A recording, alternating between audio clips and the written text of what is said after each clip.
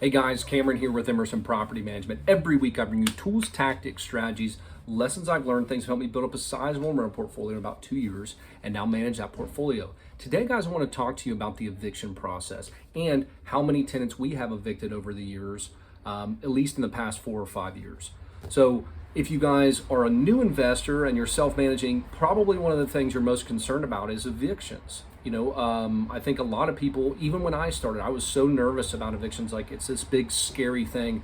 But once you get in the business, it is not. I remember hearing this and thinking it was nonsense, but once, it's not if you're going to have an eviction, it's when. So you will have an eviction. If you're in this business long enough and you have enough properties, you will have an eviction. You'll have to go through it. But once you understand the process, you'll feel better about it and be more at ease with it. I don't know any other way to say it. It's one of those things that you have a process for, and once you understand it, you can step through that process, and it takes away the fear and anxiety. So before we get into that, firstly, if you guys could give us a like, subscribe, share it with somebody, only if you find the value of the content in this video valuable. If not, I don't want any pity likes. So we appreciate that, though. If you do like it or share it with somebody that you find could see some value in it, it does help us out. So let's get into the eviction process. High level, super high level. This is the eviction process. Now, I should also say this is for Texas. So if you guys are in other states, you're going to need to check your property code. This is the eviction process per the Texas property code. So step one, we are sending a 3-day notice to vacate. Now, there are all sorts of stipulations around the 3-day notice to vacate and how it has to be delivered. So make sure, depending upon your situation, that you're either going to go hand deliver it to the tenant or send them some sort of certified mail, something with a signature that confirms delivery and receipt from the tenant, because we have had issues in the past where tenants have said they haven't received things. So you want to make sure, whatever service you're using, that you have some sort of certified piece of mail that lets the court know when you go to file the eviction that the tenant actually received that. So that's the first step. Now, when can you send this, the notice to vacate? Technically, in Texas, the rent is due on the 1st, or what we do, the rent is due on the 1st. It is late on the 2nd, but you can only charge a late fee on the 4th. So we wait to send the notice to vacate till the 3rd, and then we start that process from there. You're only going to be able to charge a late fee on the 4th. So make sure you understand these things, because if you're sitting there charging late fees, you're going to get your case thrown out in court. The court doesn't recognize late fees. So when you go to file this, they're going to throw out all your late fees. And then the tenants could say they don't understand what they're doing, blah, blah, blah. You don't want to get into a match, a pissing match in a court. Just trust me on that, especially JP Corp. So you send this 3-day notice to vacate. This, once they receive it, they have 3 days excluding weekends and holidays. So they have to receive that, then they get 3 days excluding weekends and holidays to vacate. If they do not vacate or pay everything, that's when you go on to step 2. And that's when you actually file the eviction with your court. Now, I can tell you that, and I mentioned this in other videos, and it's just, this is the best way to prevent evictions is play no nonsense with sending your notices to vacate. I don't know how many times I've heard, Cameron, we have this going on. We have a death in the family. We have hospital thing. We have, we're traveling. We've had some unexpected expenses, or my paycheck is coming in late. Whatever it is, I've heard everything that you can imagine. So what we always tell people is, we are going to still send you the notice to vacate. As long as you pay everything, we will not go to step 2 and file the eviction.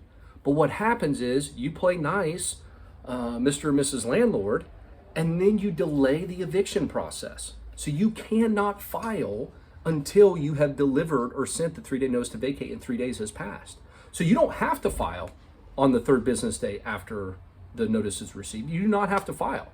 So they can get it, and you can wait 5 business days, 6 business days, 10 business days till after that notice is delivered, and then file.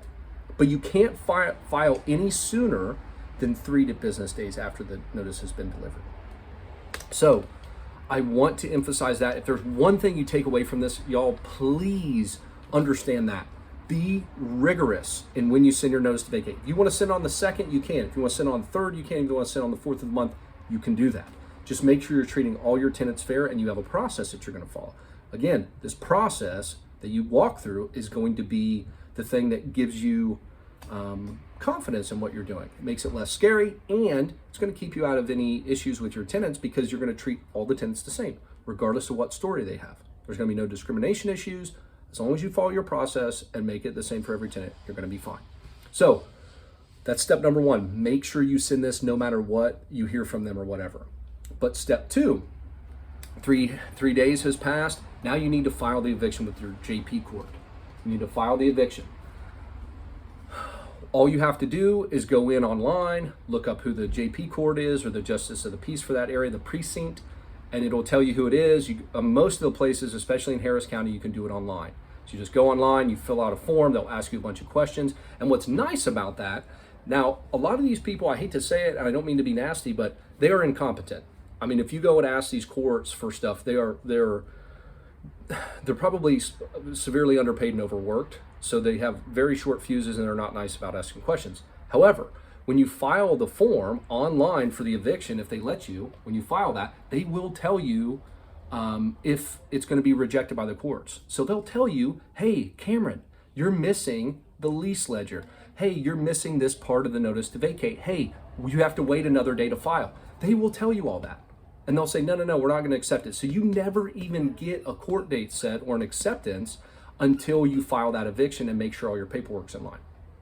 So that's a plus, big plus. So once you file and they're like, okay, hey, all this paperwork's good, we accept your filing the eviction, and the filing's probably about $120 to $200 depending upon how many tenants you have. Then you'll go and the court will take that paperwork, they'll say, yes, we accept, and then they'll take a time period, maybe 2 or 3 or 5 business days, and they'll say, okay, here's your court date. So it might take a week, but you will hear, they'll give you a hearing date. Now this hearing date might be 2 weeks, it might be 2 months. I have literally seen, now this was in the middle of COVID at the time of this recording, this is 2023, so courts are speeding things up a little bit, but in the middle of COVID, in 2022, if you were filing eviction, sometimes it might be 2 months till you got a judgment. So I think we're over that. I would expect more on this, on getting your hearing date set within 2 to 4 weeks. At least in my experience, that's what it's been. So if you think about this from a whole process, your judgment date, which let me continue on and I'll tell you about the timeline for the whole process. So you get your hearing date, then you need to actually go to the hearing. So you'll get the hearing date, you'll file, you get your hearing, you have to go to that. If you do not go to that, you will lose. If you attend, I can tell you probably 75 to 90%, somewhere in that range. I don't have the exact figure, but between 75 and 90% of the time, tenants do not show up to the hearing. So they're set for 9 a.m. on whatever, the 14th on Monday, they will not show up. And if they don't show up, you almost automatically win judgment. There have been some questions, little things here and there, but 99 times out of 100, you're going to win the judgment as long as you show up. So if the tenant attends, you're going to stand in front of the judge and they're going to ask you some questions. But my experience, the judges have been very matter of fact. There are some instances where there's some issues and whatnot, but they're matter of fact. So as long as you're following your process and you're not trying to evict for some nonsense thing, as long as we're talking about non-payment of rent here, once you get into the hearing, it should be, again, they're going to make sure you have all your paperwork in line. It should be pretty straightforward. So the judge will then say, you are, Mr. and Mrs. Landlord, you are awarded possession of the property, and maybe judgment. You can ask for judgment or possession. Judgment means, again, the judgment, so how much money they owe you in rent. Possession means possession of the property. So they'll say possession and judgment or whatever. They'll award you that. Then they typically give the tenants 7 days from the time of the hearing that they award that. They'll say, okay, Mr. and Mrs. Landlord, you get it. You have 7 days until you can file the writ of possession. So now the tenant has another 7 days to go through and get all their stuff and get out of the property. On that 7th day, they'll tell you, the writ date is the 8th or the 10th or whatever. So on the 9th, if the writ date is the 10th, on the 9th, they'll tell you the tenant has to be out on the 9th at 5 p.m. If not, on the 10th, you can go in and file the writ of possession. Now, the reason I stopped here is because I can tell you probably 80 to 90% never make it to step 2. Probably another 10%, now this is for us, make it to the hearing. Of that, only a fraction show up at the hearing. Of that, we win. I've only lost one hearing ever. And it was very early on with my own property. And it was a very weird scenario where a tenant faked a death. It was very strange. But anywho, I lost that one. So 99 times out of 100, we're going to win the judgment. The writ, again, we hardly ever get here. But if the tenant does not vacate, they're being served by the constable.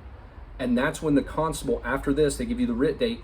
You get in line at the constable's office and they say, okay, hey, Mr. and Mrs. Landlord, here's the date. We're going to go out and we're going to physically remove the tenants. So as long as you're communicating with them through this process, typically you never make it to this. If you do have to file the writ, they don't want to be embarrassed and all their stuff pulled out on the side of the street by the constable. And that's exactly what happens. You go to the property, you help the constable pull everybody's stuff out of the house. You change the locks and everything's sitting there on the street. So it's super embarrassing. Nobody really likes to do it. I personally really would not like to do it. We haven't had to do that, thankfully. Everybody gets out. There's also a spot in here about filing an appeal. So it happens so infrequently. I've only had it happen one time that I don't even want to mention it. When you get into that stuff, that goes to county court when an appeal comes. So you have to have an attorney anyways. So contact an eviction attorney and they will they'll walk you through that.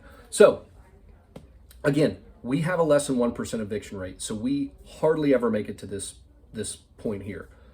Of the notices to vacate that we send, again, just a fraction of it we ever file, a fraction of that we ever go to court, a fraction of that ever show up, and it's so minuscule.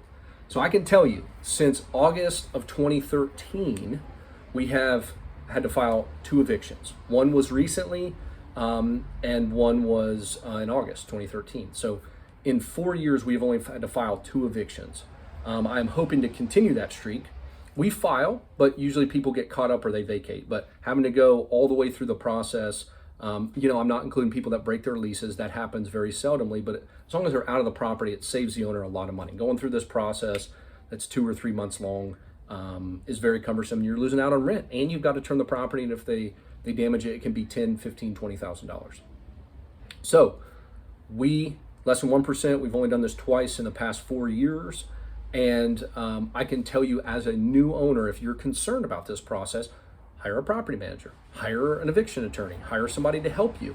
But it doesn't happen that frequently. If you're going through your process and you're screening tenants well, I don't know how many other videos on tenant screening. We have our website that we put the screening criteria on there. If you're a self-manager, just go steal our screening criteria. Just take it, use it. That will prevent you from having to go to an eviction hearing.